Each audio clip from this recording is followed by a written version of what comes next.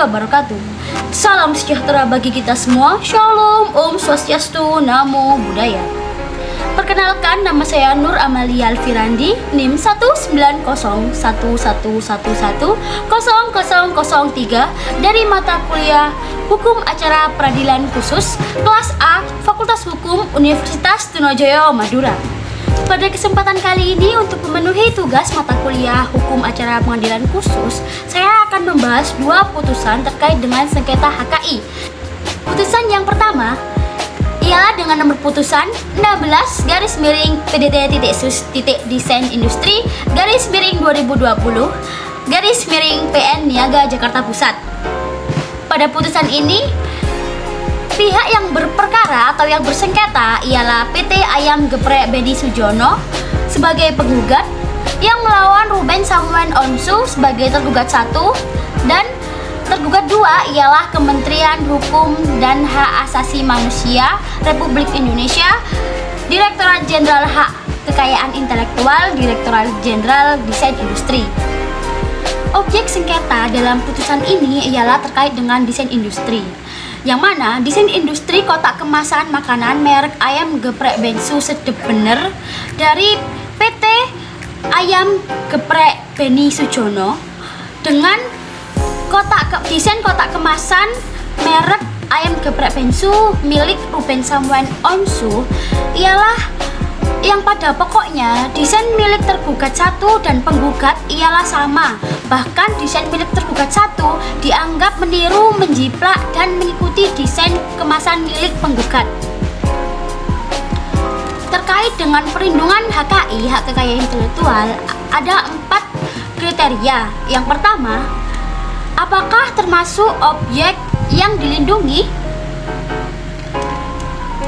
Mengenai objek yang dilindungi pada putusan ini ialah membahas tentang desain industri. Sebagaimana diketahui bahwa landasan hukum terkait dengan objek sengketa desain industri ialah terdapat dalam Undang-Undang Nomor 31 Tahun 2000 tentang desain industri. Sebagaimana bunyi pasal 1 angka 1 terkait dengan desain industri ialah suatu kreasi dengan bentuk konfigurasi atau komposisi garis atau warna atau garis dan warna atau gabungan daripadanya yang berbentuk 3 dimensi atau 2 dimensi yang memberikan kesan estetis dan dapat diwujudkan dalam pola 3 dimensi atau 2 dimensi serta dapat dipakai untuk menghasilkan suatu produk, barang, komoditas, industri atau kerajinan tangan.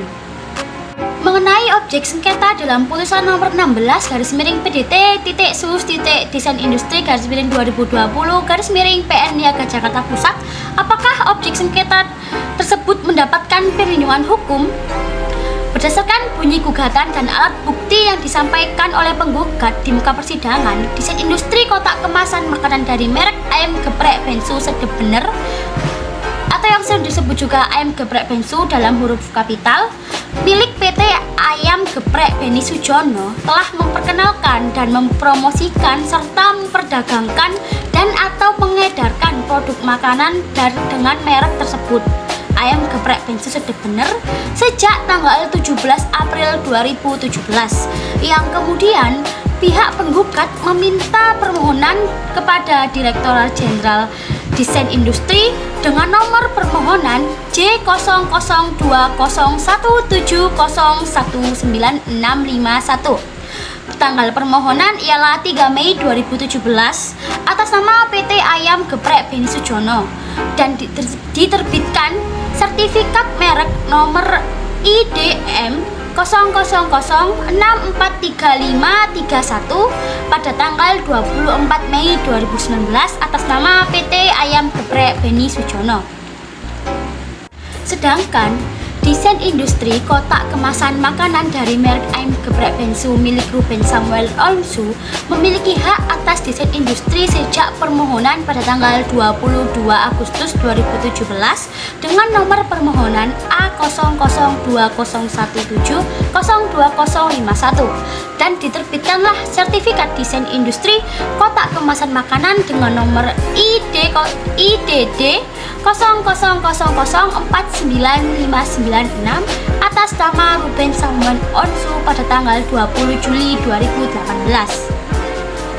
kriteria yang kedua. Kriteria yang kedua ialah apakah termasuk kriteria yang dikecualikan dari perlindungan? Jawabannya ialah kriteria sengketa dalam putusan nomor 16 garis miring PDT.sus.desain industri garis miring 2020 garis miring PN Jakarta Pusat merupakan suatu perkara yang tidak dikecualikan dari perlindungan HKI, yang mana kedua sengketa HKI tersebut diatur di dalam Undang-Undang Nomor 31 Tahun 2000 tentang Desain Industri dan Undang-Undang Nomor 20 Tahun 2016 tentang Merek dan Indikasi Geografis. Dan kedua sengketa tersebut merupakan kewenangan dari Pengadilan Niaga. Sedangkan salah satu perlindungan yang dikecualikan dalam HKI ialah rahasia dagang, yang mana rahasia dagang ini telah diatur dalam pasal 11 Undang-Undang Nomor 30 Tahun 2000 tentang rahasia dagang, yang mana kompetensi absolut dari rahasia dagang ialah pengadilan negeri, bukan pengadilan niaga. Kriteria nomor 3 ialah apakah memenuhi persyaratan yang dilindungi. Jawabannya ada di dalam Undang-Undang Nomor 31 Tahun 2000, yang mana tentang desain industri yang dilindungi ini berdasarkan pasal 2 dan pasal 3 yang berbunyi pasal 2 ayat 1, hak desain industri diberikan untuk desain industri yang baru. Ayat 2, desain industri yang dianggap baru apabila pada tanggal penerimaan desain industri tersebut tidak sama dengan pengungkapan yang telah ada sebelumnya. Ayat 3, pengungkapan sebelumnya sebagaimana dimaksud pada ayat 2 adalah pengungkapan desain industri yang sebelum A. tanggal penerimaan atau B. tanggal prioritas apabila permohonan diajukan dengan hak prioritas, C. telah diumumkan atau digunakan di Indonesia atau di luar Indonesia. Sedangkan bunyi ayat pasal 3 ialah suatu desain industri tidak dianggap telah diumumkan apabila dalam jangka waktu paling lama 6 bulan sebelum tanggal penerimaannya desain industri tersebut A.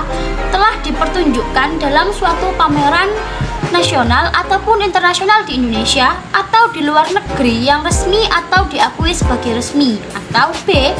telah digunakan di Indonesia atau pendesain dalam rangka percobaan dengan tujuan pendidikan, penelitian, atau pengembangan. Bahwa dapat diketahui dari dua pasal tersebut apabila dikorelasikan dengan perkara ini, diketahui bahwa terduga 2 atau Direktorat Jenderal Desain Industri pada Kementerian Hukum dan Hak Asasi Manusia menyatakan bahwa pada saat itu pengajuan dari tergugat 1 atau Ruben Samuel Onsu ini dianggap telah memenuhi persyaratan sebagaimana bunyi pasal 2 dan 3, sehingga berdasarkan pasal 29 Undang-Undang Nomor 31 Tahun 2000 yang mana bunyi pasal tersebut ialah dalam hal tidak terdapat keberatan terhadap permohonan hingga berakhirnya jangka waktu pengajuan keberatan sebagaimana dimaksud pada pasal 26 ayat 2. Direktorat Jenderal menerbitkan dan memberikan sertifikat desain industri paling lama 30 hari terhitung sejak tanggal berakhirnya jangka waktu tersebut. Maksud dari pasal 29 ini adalah apabila dalam masa pengumuman selama 3 bulan belum ada pihak yang melakukan keberatan atas pendaftaran desain industri tersebut, maka Direktorat Jenderal akan menerbitkan sertifikat desain industri, sehingga dalam hal ini tergugat 2 atau dari Direktorat Jenderal Industri tersebut menerbitkan dan memberikan sertifikat desain industri dengan nomor IDD 00004959 dengan judul kotak kemasan makanan dengan pemegang hak yaitu Ruben Samuel Onsu pada tanggal 20 Juli 2018. Dari sertifikat tersebut akan mendapatkan selama 10 tahun berlakunya, yaitu dari tanggal 22 Agustus 2017 sampai dengan 22 Agustus 2027. Namun demikian, atas pertimbangan majelis hakim dengan melihat alat bukti dan fakta-fakta persidangan, majelis hakim ini mencermati dan membandingkan antara desain industri kotak makanan dari merek ayam geprek Bensu Sedap Bener milik PT Ayam Geprek Beni Sujono Dengan desain industri kotak makanan dari merek ayam geprek Bensu milik Ruben Samuel Onsu, terdapat kemiripan di antara kedua desain tersebut dan tidak memiliki perbedaan sama sekali yang signifikan dalam bentuk maupun konfigurasi di antara keduanya. Selanjutnya, mengenai hal kebaruan tentang desain industri diatur dalam pasal 2 Undang-Undang 31 tahun 2000, yang mana menurut Majelis Hakim, PT Ayam Geprek Beni Sujono ini merupakan pihak pertama yang membuat dan atau memproduksi, disebut dengan pendesain pertama, yang memperkenalkan dan menggunakan desain industri kotak kemasan bungkus makanan dan atau minuman dengan merek ayam geprek Bensu Sedep Bener atau yang sering beredar dengan ayam geprek Bensu. Oleh karena itu, objek sengketa milik Ruben Onsu atau Ruben Samuel Onsu dengan nomor IDD 004995 yang berjudul kotak kemasan makanan dengan pemegang hak yaitu Ruben Samuel Onsu pada tanggal 20 Juli 2018, seharusnya desain tersebut tidak dapat didaftarkan karena tidak memenuhi syarat kebaruan dalam pasal 2 Undang-Undang nomor 31 tahun 2020. Selain itu, desain ini didaftarkan dengan dilandasi etikat tidak baik. Maka seharusnya berdasarkan pasal 4 Undang-Undang 31 tahun 2000 tentang desain industri, objek sengketa milik Ruben Samuel Onsu tidak dapat didaftarkan dan batal demi hukum. Poin yang keempat ialah apakah terdaftar di negara tujuan di mana perlindungan diharapkan?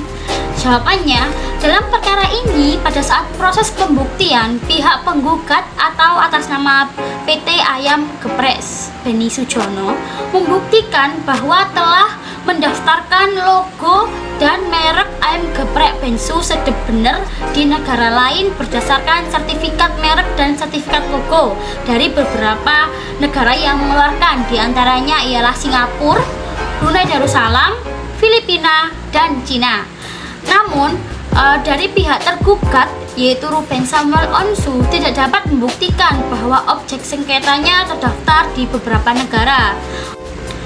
Sehingga dalam hal demikian, berdasarkan amar putusan Pengadilan Niaga Jakarta Pusat, sengketa desain industri ini dimenangkan oleh PT Ayam Geprek Beni Sujono dengan merek ayam geprek Bensu Sedep Bener, dan hak atas desain industri dari pihak tergugat atau Ruben Samuel Onsu dengan merek ayam geprek Bensu dinyatakan batal demi hukum.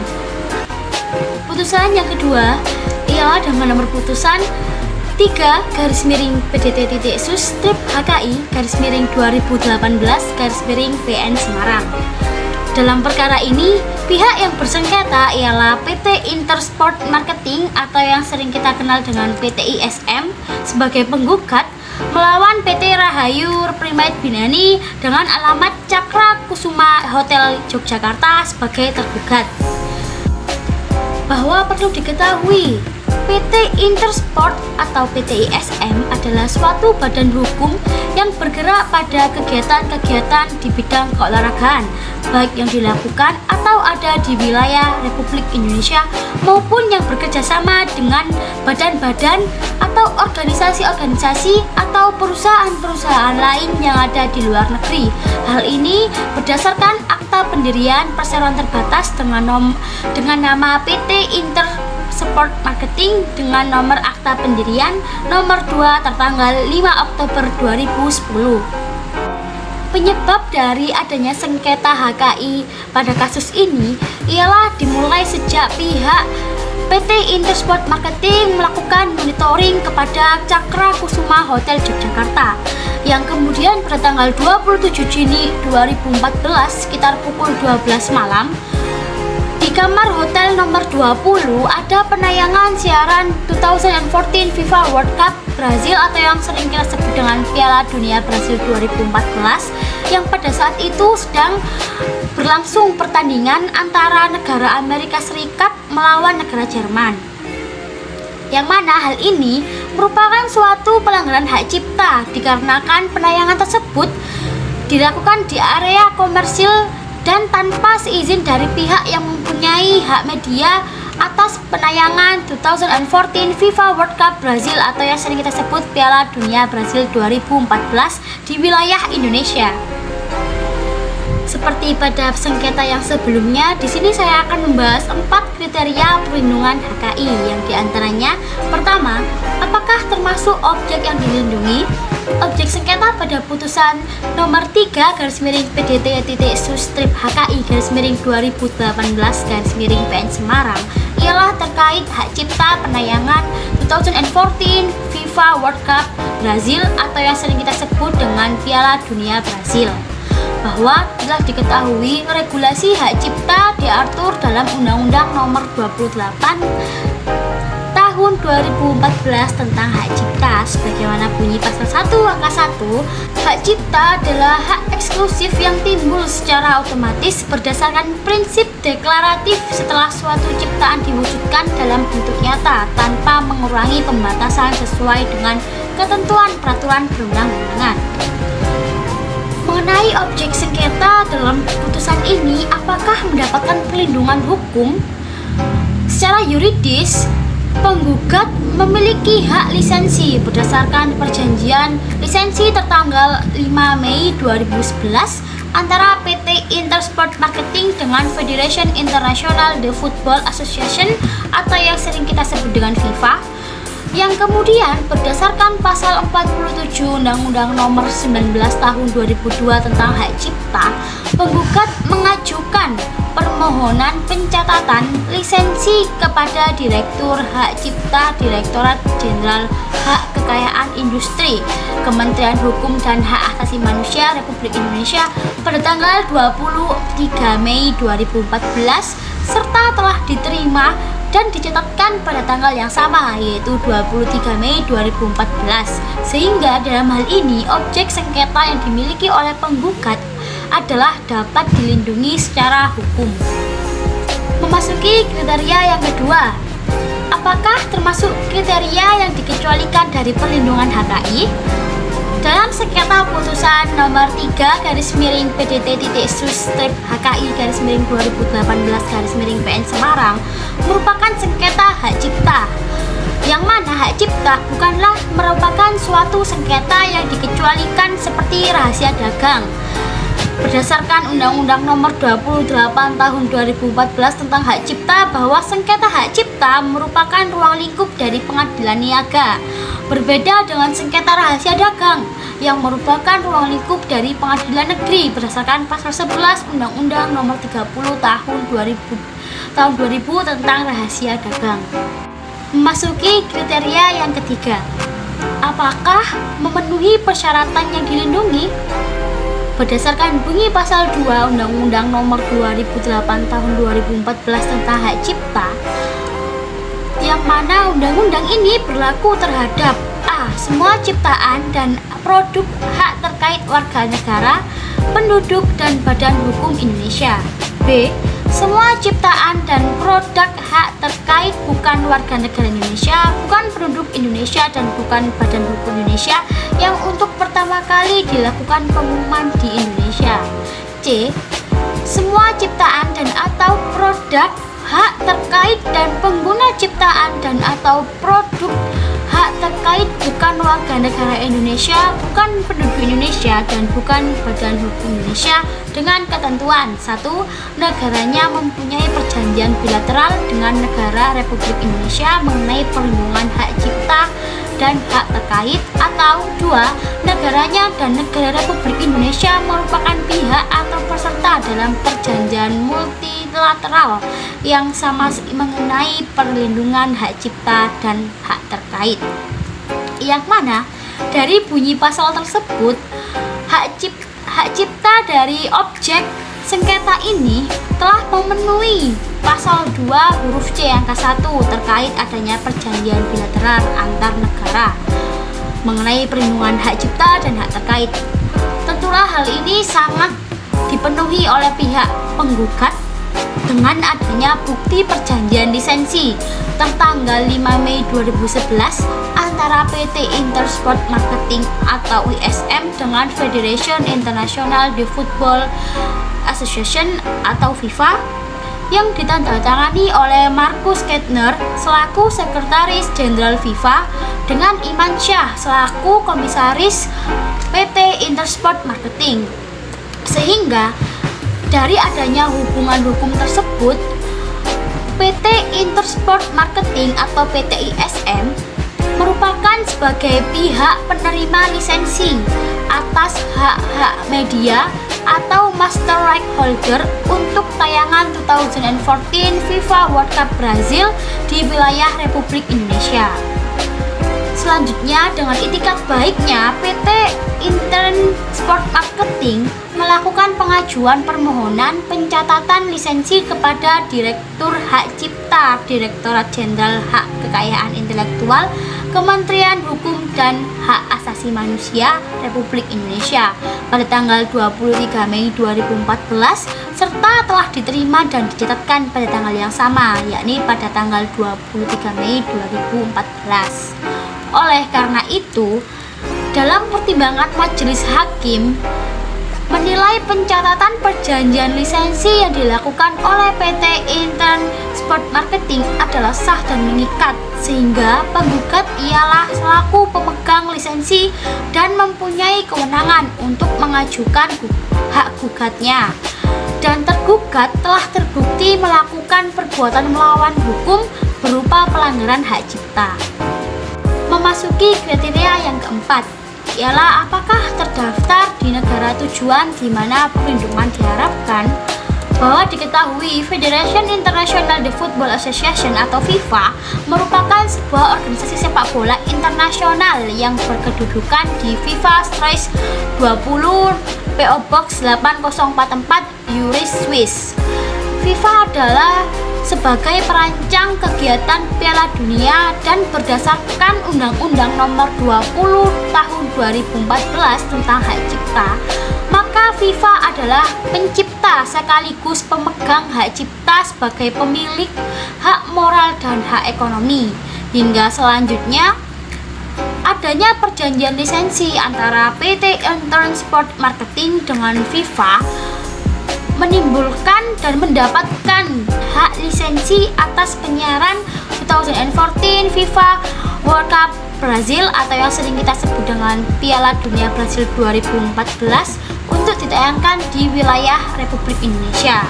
Oleh karena itu, sudah jelas bahwa objek sengketa milik penggugat telah terdaftarkan di Swiss, di mana tempat berkedudukannya FIFA itu sendiri, dan telah dicatatkan pada Direktur Jenderal Direktorat Hak Kekayaan Intelektual Kementerian Hak dan Asasi Manusia Republik Indonesia pada tanggal 23 Mei 2014.